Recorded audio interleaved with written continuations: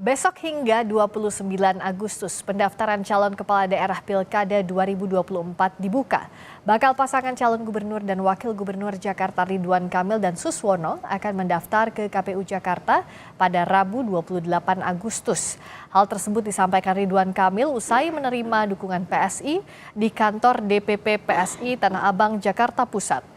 RK mengatakan jika tidak ada halangan, dirinya akan mendaftar Pilkada Jakarta 28 Agustus mendatang. RK mengapresiasi putusan Mahkamah Konstitusi sebagai acuan pada Pilkada 2024. Menurut RK, makin banyak kandidat yang ikut kontestasi politik baik untuk demokrasi. Kalau tidak ada halangan, kami sendiri per hari ini sementara akan mendaftar ke KPU-nya tanggal 28. Tanggal 28 dan tentunya kami siap ya. Kami juga sangat senang putusan MK itu dijadikan referensi karena makin banyak, makin bagus untuk demokrasi, makin banyak warga diuntungkan karena banyak pilihan-pilihan, sehingga kita berlomba-lomba dalam kebaikan. Hari ini PDIP mengumumkan 60 bakal calon kepala daerah yang diusung dalam Pilkada 2024. Namun hingga sore ini PDIP belum mengumumkan bakal calon yang diusung dalam Pilkada Jakarta. Meski sebelumnya Anies Baswedan sudah bersafari politik ke kantor DPD PDIP Jakarta.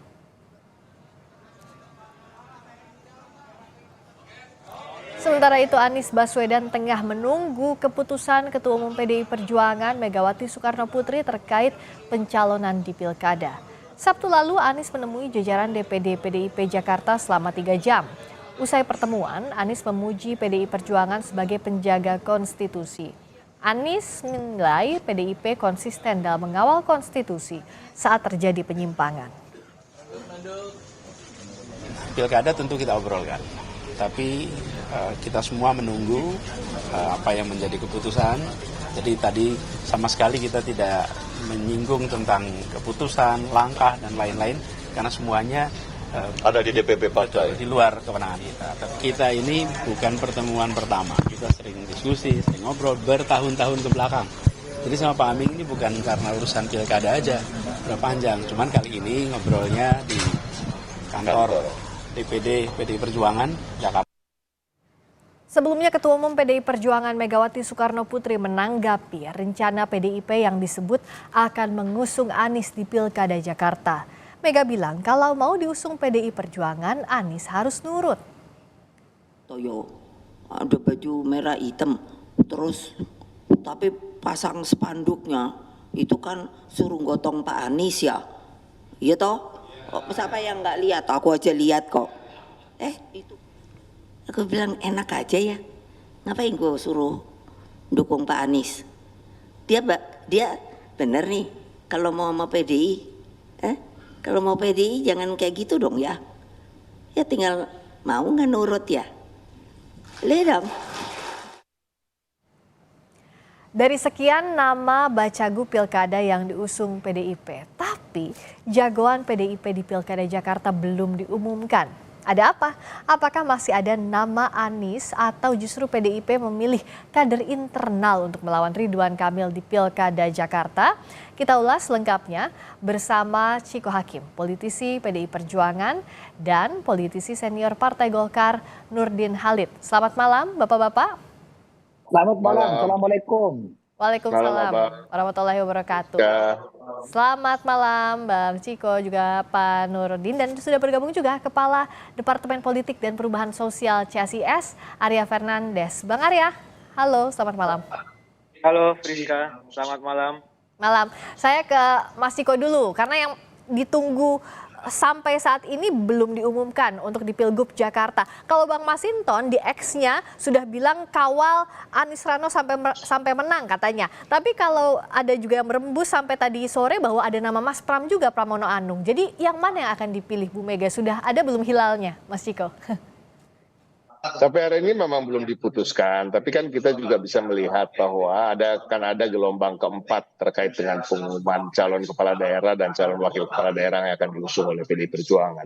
Dan ada provinsi-provinsi lain selain DKI Jakarta atau DKJ ini. Ada juga Jawa Timur dan Jawa Barat yang belum kami umumkan. Dan ini akan kami umumkan berbarengan. Kalau memang suatu hal yang ditunggu-tunggu, ya biasanya supaya lebih dramatis, ya kan akan diumumkan di akhir-akhir, dan kita tunggu saja bagaimana terkait dengan nama Mas Pram. Nama Mas Pram ini kan juga sudah beredar di internal kami dari beberapa bulan ke belakang. Ada nama Mas Pram, Mas Ahok, ada juga Jarot, ada Mas Prasetyo Edi Marsudi dan Bang Rano Karno. Nah, kita di internal saja dalam tanda kutip ya kerepotan, tapi juga sekaligus blessing karena kita memiliki begitu banyak kader yang mampu untuk bisa menjadi pemimpin yang baik di Jakarta. Artinya di internal kami juga mencoba mengerucutkan satu nama, dan apakah nama itu akan menjadi cagup atau cawagup itu juga masih kita pikirkan terus. Namun tentu peluang Pak Anies juga sangat terbuka, apalagi komunikasi dengan Pak Anies sangat lancar akhir-akhir ini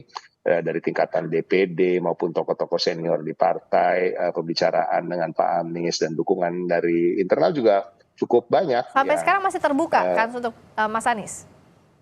Terbuka, saya bisa sampaikan bahwa peluang dari Anies Baswedan itu sama besarnya dengan peluang Pak Ahok, peluang Mas Pram, peluang Mas Pras, peluang Pak Rano Karno. Nah, Mas Ciko, tadi kan Mas Anies sudah pakai baju merah, sudah pamit ke ibundanya, dan dikabarkan akan bertemu Bu Megawati, tapi belum terlihat sampai tadi.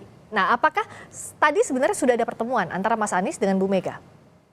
Saya sejak tadi berada di DPP juga, tapi DPP ini kan ada 2 gedung dan lantainya juga bukan cuma satu, ada beberapa lantai. Bisa jadi beda gedung gitu, Mas Ciko? Saya tidak sempat berpapasan juga dengan Pak Anies, tapi saya mendengar bahwa beliau juga datang. Tapi itu hal yang biasa bahwa calon-calon kepala daerah yang berpotensi untuk maju diusung oleh PDI Perjuangan juga sering berkunjung ke sini. Jadi kita melihat ini suatu hal yang biasa saja. Dan seperti saya sampaikan tadi, apalagi hubungannya sangat baik antara Pak Anies dengan fungsionaris dari DPP yang lain. Kalau datang tapi nggak diumumkan, Mas Ciko, artinya apa? Belum ada restu dari Bu Mega? Enggak, sejak awal memang penjadwalan hari ini memang tidak memasukkan DKI Jakarta sebagai salah satu daerah yang diumumkan.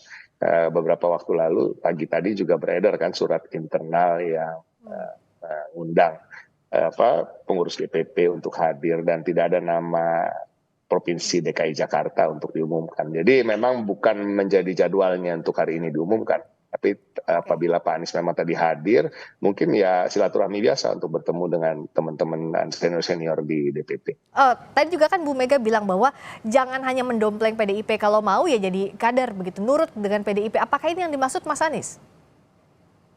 Memang itu salah satu persyaratan bagi para calon kepala daerah khususnya yang non kader, tetapi tidak serta-merta artinya adalah KTA-nisasi ya, atau harus menjadi anggota atau kader PDI Perjuangan. Yang pasti terkait dengan ideologi memang tidak ada tawar-menawar, terkait dengan juga komitmen dan loyalitas terhadap partai, bagaimana sama-sama tentunya apabila terpilih juga harus berkomitmen untuk sama-sama membangun partai, membesarkan partai, kemudian memenangkan kontestasi demokrasi yang ada untuk PDI Perjuangan, itu harus sejalan dengan komitmen-komitmen lain. Dan ini saya rasa tidak masalah bagi banyak tokoh yang kami usung, dan di daerah-daerah lain banyak sekali tokoh yang non kader dan tidak kita paksa juga untuk menjadi kader. Tapi kecenderungannya Mas Ciko lebih ke kader atau non kader untuk cagup ya? Kalau cawagupnya kan sudah muncul ada nama Bang Rano Sidul. Nah, kalau untuk cagupnya ini apakah lebih mengerucut kemana? Saya tidak bisa menyampaikan. Jadi gini, semua yang saya sampaikan tadi, peluangnya semuanya sama, dan pada akhirnya akan diputuskan oleh Ibu Ketua Umum. Dan kita juga nggak bisa memaksa-maksa ya kan untuk mendapatkan bocoran dari apa yang ingin diputuskan. Tadi Mas Ciko tapi menyebut bahwa nama Mas Pram betul ya, sudah masuk juga jadi salah satu yang dipilih, tapi belum tahu siapa yang akan direstui Bu Mega. Nah, kalau Pak Nurdin melihat saat ini PDIP belum menentukan sikap, tapi apakah ini jadi alarm bagi RK Suswono di Pilgub Jakarta? RK Suswono itu yang kita kenal Kang Emil, itu sudah sangat siap ya untuk menghadapi siapapun yang dicalonkan oleh partai lain atau kontestan siapapun. Ridwan Kamil, Yuswono dengan seluruh eh, eh, koalisi Indonesia Maju Plus itu telah siap untuk memenangkan pilkada Jakarta. Sehingga kita sekarang ini tidak berpikir siapapun dicalonkan PDIP, mau Mas Anies, siapapun itu tidak ada urusan dengan Partai Golkar maupun koalisi Indonesia Maju Plus. Kita sekarang konsentrasi setelah deklarasi, kemudian insya Allah mendaftar pada tanggal 28. Nah, sesudah itu kemudian sudah sekarang pun kita sudah melakukan persiapan teknis ya untuk memperkuat jaringan, memanaskan mesin partai, kemudian menyampaikan program-program kalau Pak RK dan Pak Suswani menang di Jakarta, maka Jakarta akan lebih baik. Jakarta menjadi kota dunia. Sekarang kita konsentrasi itu. Kita lagi tidak berpikir siapapun dicalonkan oleh partai lain, termasuk sahabat saya dari Tapi PDIP. Pak Nurdin, kalau kita lihat kan elektabilitas Pak Anies dan Kang Emil, kalau yang terakhir itu sangat bersaing. Bahkan Anies Baswedan di Litbang Kompas itu tertinggi. Apakah ini tidak jadi ancaman tanda kutip bagi Golkar yang sudah mendeklarasikan RK Suswono terlebih dulu bersama Kim? Di era multipartai untuk merebut sebuah kekuasaan melalui kontestasi politik, itu survei bukan satu-satunya prasyarat ya untuk menangkan. Survei itu hanya pemetaan awal untuk kita mengatur strategi agar supaya tidak di mana partai-partai dan calon itu telah menyiapkan daripada strategi melalui lembaga survei. Tapi hasil survei itu tidak menjadi salah satunya faktor yang bisa memenangkan. Kita ambil contoh waktu Pak Jokowi melawan Pak Posibowo. Posibowo itu surveinya 65%. Kalau nggak salah waktu itu Pak Jokowi hanya 17-18%. Jadi kemudian menang ada Pak Jokowi. Itu fakta bahwa survei bukan satu-satunya faktor yang menentukan sebuah kemenangan. Apalagi sekarang survei ini sangat kompetitif antara Pak RK, Pak Ahok, dengan Pak Anies. Tiga besar itu kan yang sekarang yang mewarnai daripada seluruh lembaga survei. Oleh karena itu tidak ada hal yang perlu dikhawatirkan oleh Partai Golkar maupun seluruh pendukung daripada RK Suswono. Oke, meskipun secara survei bukan satu-satunya, secara survei jauh. Tapi kalau bicara soal mesin partai, ini masih kuat atau tidak? Atau masih kompak atau tidak Kim Plus? Masih solid atau tidak Kim Plus ini, Pak Nurdin? Sangat kuat, bukan sangat kuat ya. Sangat solid ya. Sampai sekarang 12 partai telah mendeklarasikan. Belum ada satupun yang menarik diri dari koalisi Indonesia Maju Plus. Sampai saat ini ya. Nah, kita lihat di pendaftaran tanggal 28, apakah ada yang menarik diri? Akhirnya tapi saya yakin insya Allah 12 partai pengusung Ridwan Kamil ini akan tetap solid sampai pada pendaftaran, sampai kepada pemenangan. Nah, kenapa saya tanyakan ini Pak Nurdin? Karena kan waktu di awal syaratnya itu harus ada syarat kursi. Tapi setelah ada putusan MK, ada beberapa partai yang sebelumnya sebenarnya cenderung hatinya ke Mas Anies. Misalnya Nasdem, atau PKB, atau juga ada PKS. Nah, tapi tidak ada yang menyesal, tidak ada yang galau di Kim Plus ini. Sama sekali tidak ada, kan sampai saat ini tidak ada perubahan sedikit pun. Belum ada satu partai pun dari 12 partai itu yang telah menyatakan dukungan kepada Pak RK Suswono pada saat deklarasi. Sampai saat ini sepengetahuan saya belum ada satupun yang membela atau menarik diri. Nggak tahu lah besok 1-2 hari itu ada pendaftaran, kan masih 2 hari lagi.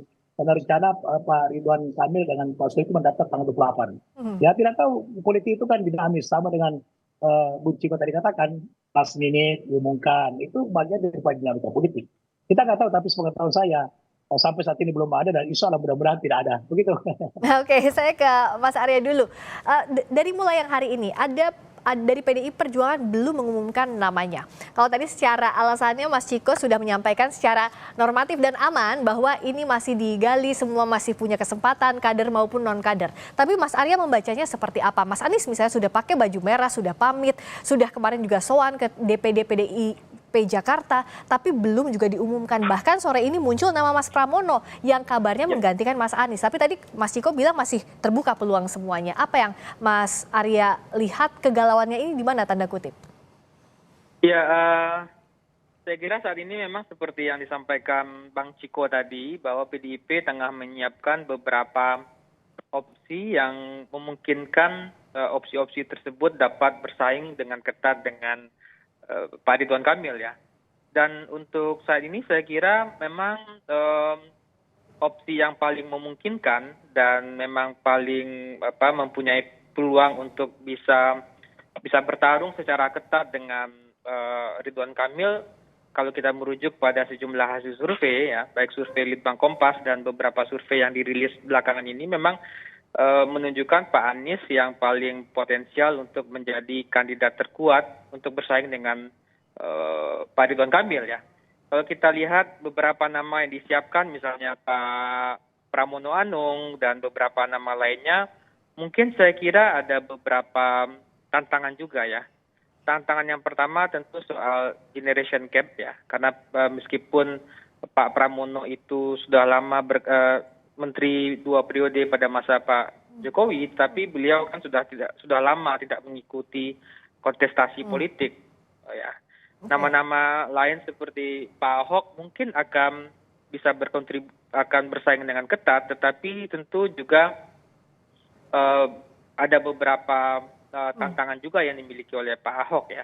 Oke. Nah, dalam situasi seperti itu tentu ada sekarang tentu saya kira Pak Anies dan PDI Perjuangan tengah mencari titik temu ya, terutama apa yang tadi disebut sebagai apakah Pak Anies bersedia memiliki KTA PDI Perjuangan atau tidak. Dan saya kira untuk kasus Jakarta sepertinya itu bagi PDI Perjuangan untuk saat ini menjadi satu kemutlakan ya. Tapi kalau kita lihat dalam kasusnya Airin, saya tidak tahu, tapi kayaknya Ibu Airin tidak harus menjadi PDI Perjuangan untuk Nah, Mas Arya, apakah sebenarnya yang ingin diuji Bu Mega adalah loyalitas? Kalau kita ingat pernyataan sebelumnya, mau nurut atau tidak dengan PDIP, dari yang tadi jangan hanya mendompleng saja. Apakah kesetiaan terhadap PDIP ini juga yang jadi faktor utama pertimbangan Bu Mega? Tak hanya soal elektabilitas, kan kalau bicara soal loyalitas, kader ada Pak Ahok, ada juga Mas Pram. Tapi kalau di sisi lain elektabilitas secara logisnya tadi Mas Anies. Tapi loyal atau enggaknya ini yang mesti dipertanyakan, begitu enggak Mas Arya? Saya kira iya. Bagi partai seperti PDI Perjuangan sebagai partai kader dan partai ideologis, tentu loyalitas akan ditaruh di nomor pertama. Dan untuk menguji loyalitas itu tentu akan ada beberapa persyaratan-persyaratan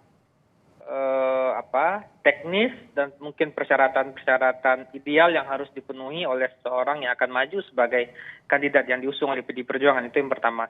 Yang kedua, saya kira ini juga terkait pemilu 2029 ya. Bagaimanapun kalau Pak Anies dicalonkan oleh PDI Perjuangan sebagai calon gubernur di Jakarta, tentu bila ia menang, tentu beliau akan menjadi salah satu kandidat yang mungkin paling diperhitungkan dalam pemilu 2029. Nah, titik negosiasinya saya kira tidak hanya soal apakah Pak Anies bersedia menjadi kader atau tidak, tapi kalau beliau menang itu bagaimana soal 2029. Nah, kalau soliditas Kim Plus sekarang, Mas Arya, bagaimana membacanya pasca putusan MK? Pasca putusan MK ini memang sekarang itu tidak ada tarikan yang kuat bagi partai-partai yang berada di Kim Plus untuk bisa bergabung ya. Kalau sebelumnya mungkin ada persoalan karena terkait misalnya tidak cukupnya syarat pencalonan, gitu ya. Sehingga partai-partai akhirnya dipaksa atau terpaksa untuk mendukung calon yang sudah disiapkan. Nah, sekarang sejak putusan Mahkamah Konstitusi yang menurunkan syarat pencalonan, sebenarnya tidak ada masalah soal itu ya. Dan saya kira memang tidak ada juga ikatannya menjadi longgar. Beda dengan sebelumnya. Dan apalagi kalau kita lihat pasca eskalasi protes, itu ikatan Kim Plus itu sebenarnya semakin longgar gitu. Oke. Nah, Pak Nurdin, bagaimana agar tadi ikatannya yang dianalisis semakin longgar pasca protes, pasca putusan MK? Tadi Nasdem bilang nasi sudah jadi bubur tapi tidak menyesal. Tapi kan artinya ada perumpamaan nasi sudah jadi bubur, ya sudahlah begitu. Nah, bagaimana agar ini betul-betul bisa maju ke pendaftaran 28 Agustus seperti yang disampaikan tadi Ridwan Kamil, itu bisa betul-betul terlaksana? Insya Allah itu ada hal yang terlaksana. Ini kan dibuktikan dengan salah satu bukti pendaftaran itu kan B1 KWK. Nah, partai-partai yang telah mendeklarasikan itu mayoritas itu sudah menyerahkan B1 KWK kepada pasangan RK Susono. Dengan dia satu KWK keluar, maka itu pertanda bahwa sudah tidak mungkin lagi mereka mengundurkan diri atau membela atau tidak mendukung daripada Semuanya sudah ya Pak Nurdin? masyarakat. Ya, sebagian besar. Terakhir hari ini insya Allah yang lain akan menyerahkan itu. Siapa yang belum menyerahkan sampai sekarang? Oh, saya tidak mentor satu persatu, tapi sudah mayoritas 90% sudah menyampaikan B1 KWK kepada Pak Ridwan Kamil. Tapi yang belum menyerahkan ini, misalnya apakah PKS, apakah Nasdem? Oh, PKS sudah pasti karena wakilnya kan dari PKS. Sudah pasti ya kalau PKS. Nasdem, Iya. PKB? Ya, itu PKB belum. Karena kan masih muktamar di di Bali. Saya kira paling lambat besok PKB sudah menyerahkan juga. Oke, tapi sudah diteleponin dari sekarang ya, besok diserahkan dan pasti diserahkan begitu Pak Nurdin? Saya tidak dalam kapasitas itu ya, tapi monitoring saya bahwa insya Allah semua partai akan mendukung. Nah oke, kalau dari Mas Ciko, apakah betul malam ini ada pleno untuk membahas khusus untuk Pilgub Jakarta? Mas Ciko, boleh di-unmute dulu? Saya belum melihat ada pergerakan itu karena saya sendiri sekarang berada di kantor DPP PDI Perjuangan dan kita masih tunggu aja bagaimana besok. Paling tentunya yang paling utama adalah kita menentukan jam besok untuk mengumumkan pilkada calon-calon pilkada yang belum kita umumkan. Jadi saya sampaikan, saya ulangi lagi, masih ada 40 yang belum, ada Jawa Barat, Jawa Timur, dan Jakarta, dan tentunya kabupaten kota lainnya sekitar 30. Tapi pasti besok ya, 24 jam lagi ada namanya?